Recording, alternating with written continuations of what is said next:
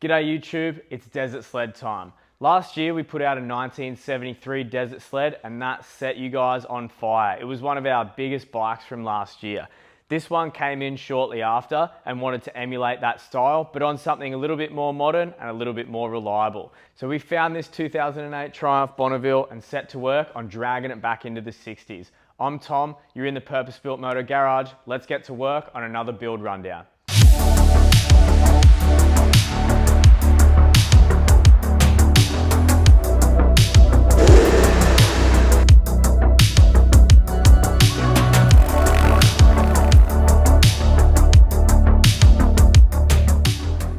Now, where do we start on this thing? Let's start on the white seat. Before any of you jump down my throat about it, I know it's white, I know that we're saying it's an off-road bike, and I don't want to hear it. I did it because I reckon it looks great, and it does, and the whole point of this thing is to get it dirty. It's going to look better with age. Once it gets a bit of dust on it, once it gets a few grease marks, a bit of wear and tear, this thing is really going to come alive. This came about when I started to choose colors. Now, because we're going for that sort of 60s style desert sled, I wanted to use a really nice vintage flat color. So I talked to my mate Justin at Pop Bang Classics. We got mixing some paint and we landed on this. Super nice blue. It wouldn't be complemented with anything except a nice off-white and some silver pinstripes, keeping it simple. And that's where the white seat idea came from. So don't comment on it.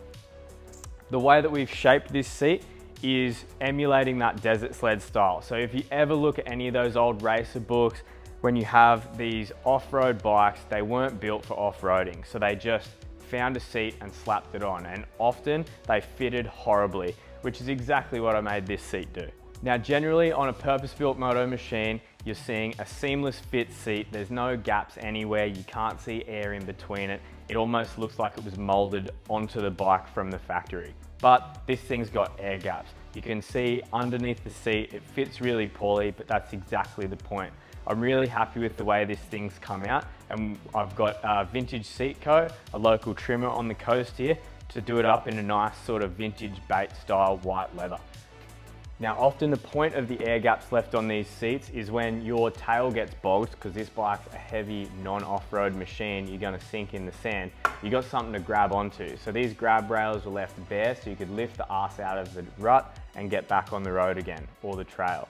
What I wanted to do here was trick this out a little bit because we are a custom shop after all. So what I've done is fabricate a nice seat hoop here. We've put an LED tail light with hidden wiring on it, and then the seat mount is mounted off the aluminium fender. So what we've done here is we've put a tube inside the foam that acts as a little holder for this seat. So when you want to take your seat off, there's no tools involved. You put your thumb on there, release that, and then you use this nice little handle that I've made to pop your seat off. This is a trick little part I had the idea of. I was trying to figure out how I wanted to mount the seat. I wanted to have an exposed mount with a nut and bolt, but I didn't want to have any tools to take it off with. So this little handle or crank handle thing that I've come up with, cool little bit, took me ages to make, but it turned out really nice and it's a trick little thing for the bike. All right, now we got that out of the way, let's start on some fabrication work. I started on the front end of this thing because I knew exactly what I wanted to happen. Now these bikes come out standard with a set of fork guards and a big headlight mount on it, but it sticks out way too far. What I sourced was a nice shallow halogen headlight bucket that we could keep that vintage style but still mount up really nice and close like we do with all of our LEDs. I fabricated these aluminium fork shrouds with a couple of tags on them that mount our headlight, and then we've used our dome indicators as the headlight bolts, keeping everything very simple here, and then we've had everything chromed up front. The next little part that I fabricated was this nice stainless steel cup for our Speedo. Now this is shaped to contour with the headlight bucket, still gives you a bit of movement in adjusting your headlight angle, but it retains a Daytona W gauge. So this is a 90mm gauge with a Speedo and a tacho built in to the one gauge face. It's also got your dash lights in there too. Again, a really good way of keeping everything as simple as possible. Once I'd finished that up, my next job was the front fender.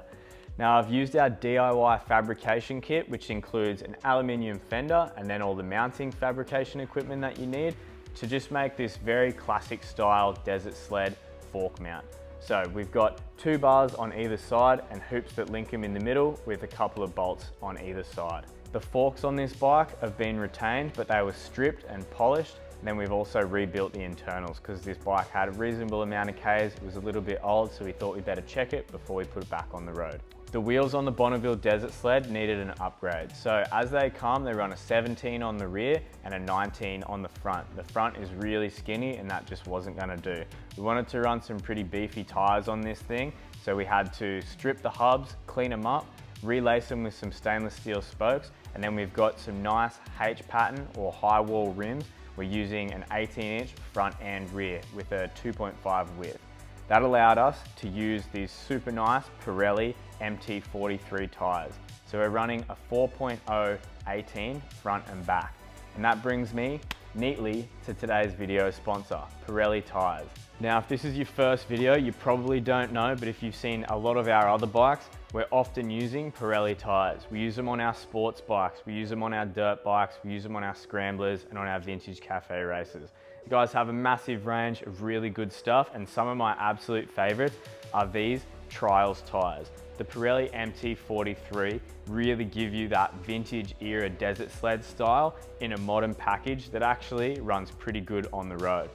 If your bike needs a new set of shoes, I highly recommend you check them out, and thanks to Pirelli for supporting today's video. Now, before I move on to the rest of the bike, I'll run you through the handlebars. These were just purchased as a set of tracker bars with no crossbar, but our client, this was one of his requests, he wanted a nice Webco style crossbar made. So I bent something up, welded it up, and then finished it off. We had it re-chromed and it's turned out super nice. A real standout piece on this bike for something super simple. What we've done is finish it off with a set of Custom Tech levers. So these are some nice levers. You've got a really small little fluid reservoir there, good way to keep everything clean. And our 3-button switches linked to the black box under the seat. We used a set of Biltwell white grips, and of course our scrambler mirrors underslung off the lever pivots there. Another really big ticket item on this build was the Desert Sled style exhaust. We knew we wanted to run it high. We weren't quite sure if we wanted to do left side, right side, or both. And we ended up settling on running the symmetrical system, one down each side. This gave us the opportunity to keep things really nice and tight, and we could get away with not having to run a big heat shield.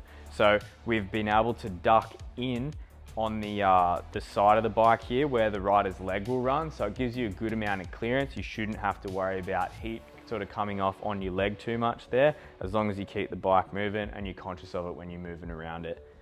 These of course are made out of stainless steel, so we've actually upsized the headers. You guys have heard me talk about this before, where we can actually run a straight pipe look, but these actually have internal mufflers built in. So the standard headers I think are a 38mm, these are a 44mm, so they're quite a bit larger, which has allowed us to fabricate a muffler section in this section of the pipe. As it is, it actually sounds pretty nice. It's not too loud, which our client was worried about. So we made sure we got a baffle in this section, and if you wanted extra, we can always add a little bit more on the end here if it comes to it, which I don't think you'll need. Now, some more detailing work. The engine as it came was pretty much like this, except it had the brushed finished covers. We decided to strip those off because the clear coat that was on it was starting to deteriorate. You sort of get that weird spider web running underneath the paint, which you would have seen on Triumphs before. It's pretty common. So we stripped those and had them polished up to sort of suit the rest of the polished stuff that we had on the bike. Put a lot of work into making stuff shiny on this thing, between the forks, rims, all the fenders are polished, and then the exhaust was sort of like covered in aluminium dust and buffing compound for days as we finished this thing up. But I think the end result speaks for itself, and I'm really happy with the finished result. Now, under the seat, we've retained the factory battery box. We've fitted the EFI system up with a set of DNA pod filters, and then we've done a little bit of cheeky sheet metal work here too. So the factory side covers are really bulbous and they didn't really fit with the style. So what we've shaped up here is a far simpler setup that also complements the way that we've both painted and then styled out this bike. A little touch, but it's something that makes all the difference when it really comes to those finer finishes. Carrying on with the rear end, we've upgraded the rear shocks. We've lifted them up about 20mm and used a YSS shock absorber. These again came from the guys at Suspension or Us down in Sydney. Super good service. They were at our door within 2 days of ordering. This sort of lifted it up, gave us the clearance that we needed because we've raised the profile of this rear tyre using those Pirelli MT43s. And then we've gone about setting up the rear end. So as I mentioned quickly before, we've custom made a hoop out the back here that's built off the standard subframe, mounted our indicators just behind the rear shocks there. We've used a set of silver domes, and then we've used one of our front fenders mounted on the rear. So this just picks up on the rear cross brace of the frame, and then we've mounted it onto our custom subframe here. Having the indicators mounted a little bit further back here allows us to keep this tail really clean. And then we've just welded one of our tail tidies onto the end of the fender. Again, keeping everything quite simple, but also erring on the side of caution when it comes to legality. I hope you guys have enjoyed the rundown on this beautiful Bonneville desert sled. This is the sort of thing, it's not really my style, although I love it. I probably wouldn't ride it myself, but this is one of my favorite styles of bike to build. Sort of creating nostalgia on something a little bit new and evoking that sense of like freedom and rebellion is something that I really, really enjoy. This bike is an absolute joy to ride. I'll start it up now so you can hear it and take you on a test ride. Just know that while you can't see my face, I'm smiling ear to ear while I'm hauling ass around on this thing. I can't wait to send it down to our client. He's going to love it. All right, let's hear this thing.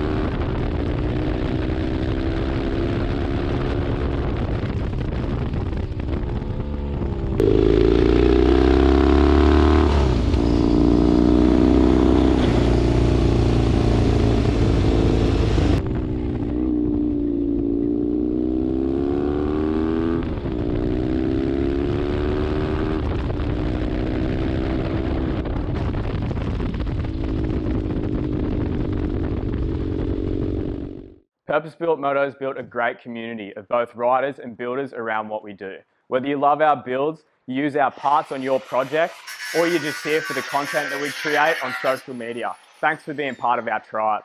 Next time you're in the garage planning out your build, or you're just tinkering around, make sure you jump on to purposebuiltmoto.com, support the cause and grab a few parts for your pride and joy.